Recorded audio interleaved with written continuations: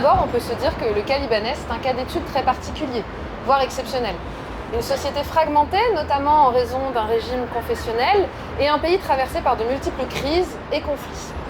Toutefois, on peut tirer de nombreux enseignements du cas libanais par rapport aux notions de service public et aux effets de la transition énergétique. La question électrique au Liban, c'est une question qui est omniprésente parce que les Libanais subissent des coupures d'électricité drastiques de 3 à 12 heures par jour jusqu'en 2021 et de plus de 18 heures depuis en raison de la crise économique.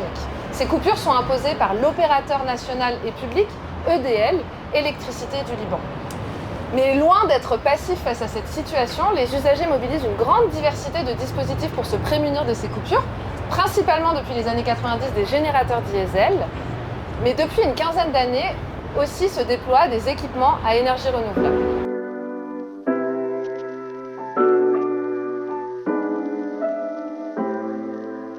En l'occurrence, les modèles et politiques publiques de soutien aux énergies renouvelables se déploient dans ce contexte de crise et sont soutenus par le gouvernement par des politiques publiques incitatives telles que les prêts verts ou les subventions, l'enjeu étant d'encourager les acteurs privés à installer des dispositifs photovoltaïques décentralisés de petite échelle et individuels. L'État décharge donc la question des énergies renouvelables sur ces acteurs privés. Mais puisque les énergies renouvelables ont des coûts d'investissement très élevés, seuls les grands consommateurs comme les entreprises industrielles, commerciales, le secteur agricole, les universités, les hôpitaux ou les ménages aisés ont les moyens d'investir dans ces dispositifs. Et ces acteurs ont des stratégies électriques très complexes. Ils articulent ces panneaux solaires, le plus souvent avec des générateurs, voire avec le réseau conventionnel. On voit donc s'articuler ces dispositifs fossiles, renouvelables, centralisés ou décentralisés, légaux ou illégaux concernant certains systèmes de générateurs. On peut donc dire qu'il n'y a pas de transition au sens du passage d'un système fossile vers un système bas carbone, mais plutôt une articulation et une diversification électrique.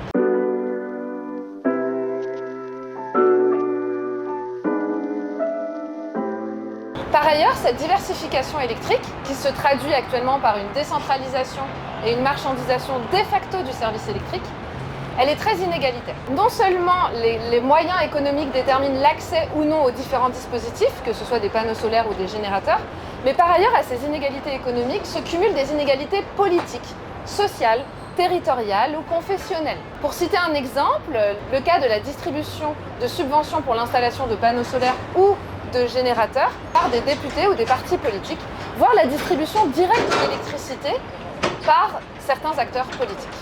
Donc aux inégalités économiques se cumulent des inégalités politiques. Mais en plus de cette dimension inégalitaire, les transformations électriques actuelles au Liban sont fragmentantes. Pour le dire autrement, elles nuisent aux solidarités et aux formes d'interdépendance qui sont associées au réseau national. Le réseau national était en effet un outil d'intégration politique de la communauté nationale qui véhiculait des valeurs d'équité socio-spatiale. L'ensemble des consommateurs, quelle que soit sa confession ou sa localisation sur le territoire libanais, avaient accès aux mêmes services. Mais deux phénomènes nuisent à ces solidarités.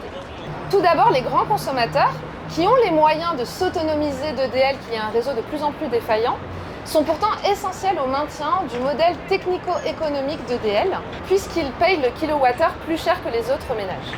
Ensuite, avec une décentralisation et une privatisation de facto de la fourniture d'électricité en parallèle du réseau public, de nouveaux intermédiaires non conventionnels, comme les partis politiques, les bailleurs de fonds ou certains collectifs d'habitants, se positionnent dans la fourniture d'un service qui est essentiel. Ce qui génère de nouvelles solidarités. Des solidarités qui peuvent être locales, confessionnelles, voire internationales, et qui peuvent être à rebours de la solidarité nationale associée au réseau conventionnel. Donc ce que l'on observe, c'est que les transformations électriques actuelles, avec une diversification et une hybridation des systèmes électriques, elles sont à la fois le reflet et le vecteur de fragmentation politique, territoriale, économique au sein de la société libanaise. Pour autant, si ces transformations sont inégalitaires et fragmentantes, c'est parce qu'elles ne sont pas régulées par les pouvoirs publics qui ont des régulations différenciées pour le réseau conventionnel, régulé par une logique de service public, et par des régulations marchandes pour les générateurs et les systèmes renouvelables. La question et l'enjeu est donc de transposer le droit d'accès à ce service essentiel qu'est l'électricité à l'ensemble des dispositifs de fourniture d'électricité.